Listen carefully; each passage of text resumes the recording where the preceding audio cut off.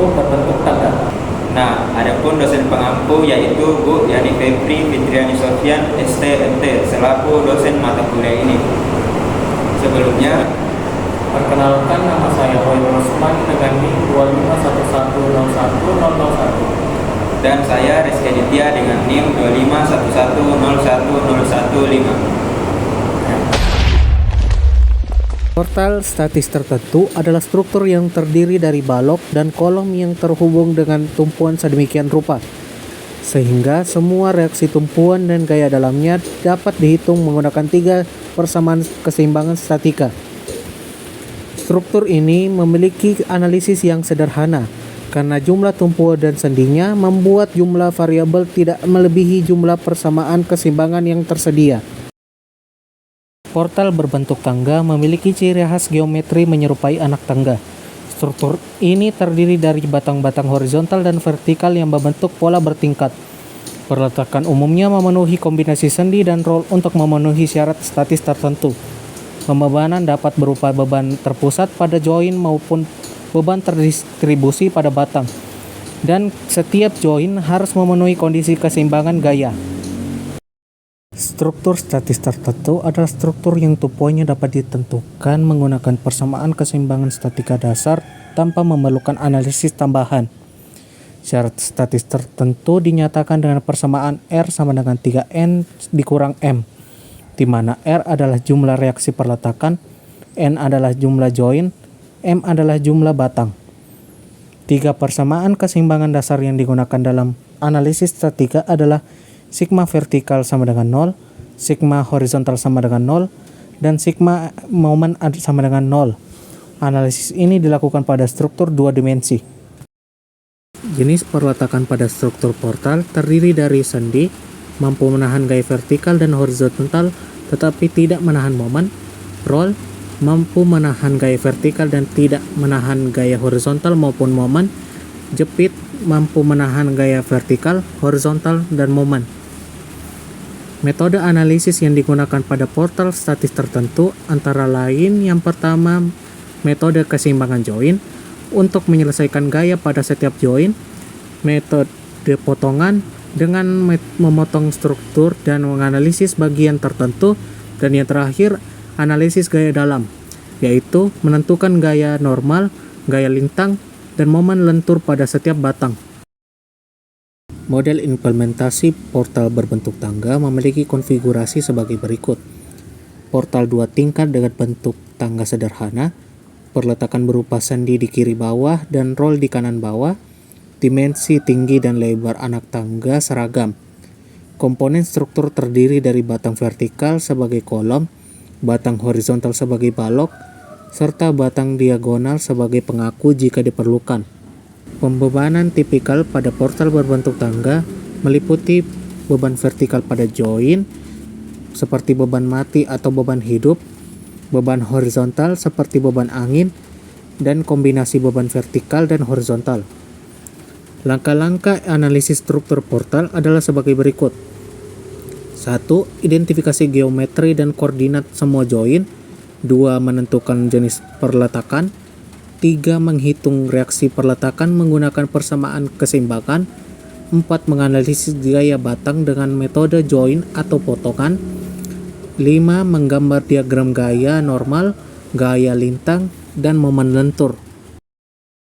Sebuah portal bertingkat dengan panjang 8 meter dan tinggi 2 meter yang menerima 3 beban terpusat seperti pada gambar. Untuk proses perhitungan dan pembahasan contoh soal ini akan dilanjutkan oleh rekan saya. Nah, jadi untuk menghitung reaksi akibat beban, kita hitung dulu reaksi horizontalnya. Sigma H sama dengan 0. Di bawahnya, RAH tambah P2 sama dengan 0. RAH tambah 1 sama dengan 0. Kenapa 1? Karena nilai dari P2 yaitu 1, dan kita pindah ruaskan menjadi RAH sama dengan min 1. Nah, nilai negatif menunjukkan bahwa arah pemisalan awal salah, jadi arah yang benar adalah ke kanan, yaitu RAH sama dengan 1. Untuk menghitung reaksi di titik A, sigma MB sama dengan 0. Di bawahnya, RAV dikali 8 tambah RAH dikali 2 dikurang P1 dikali 6 tambah P2 dikali 0 kurang P3 dikali 2 sama dengan 0. Nah, di situ kenapa RAH dikali 2? Karena jarak dari titik A ke titik C itu 2. Lalu, kenapa P1 dikali 6? Karena jarak dari titik A ke titik F yaitu 6. Lalu, kenapa P2 dikali 0? Karena di titik E yaitu P2 arahnya sejajar, jadi tidak ada nilai yang bekerja. Dan kenapa P3 dikali 2? Karena jarak dari titik F ke titik B yaitu 2. Lalu kita jumlahkan semuanya dan didapatkan RAV sama dengan 2 kN dan arahnya ke atas. Untuk menghitung reaksi di titik B, sigma MA sama dengan 0. Di bawahnya min RBV dikali 8 tambah P3 dikali 6 tambah P2 dikali 2 tambah P1 dikali 2 tambah RAH dikali 0 sama dengan 0. Nah, di sini kenapa P3 dikali 6? Karena jarak dari titik F ke titik A yaitu 6.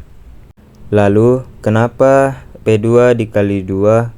Karena jarak dari titik E ke titik D yaitu 2. Lalu, kenapa P1 dikali 2? Karena jarak dari titik C ke titik A yaitu 2. Dan kenapa RAH dikali 0? Karena di titik A yaitu RAH arahnya sejajar, jadi tidak ada nilai yang bekerja. Lalu kita jumlahkan semuanya dan didapatkan RBV sama dengan 3 kN dan arahnya ke atas. Jadi untuk menghitung dan menggambar momen lenturnya yaitu MA sama dengan RAV dikali 0, hasilnya 0. MC sama dengan RAV dikali 2, hasilnya 4. MD sama dengan RAV dikali 4 kurang P1 dikali 2 tambah RAH dikali 0. Hasilnya 4.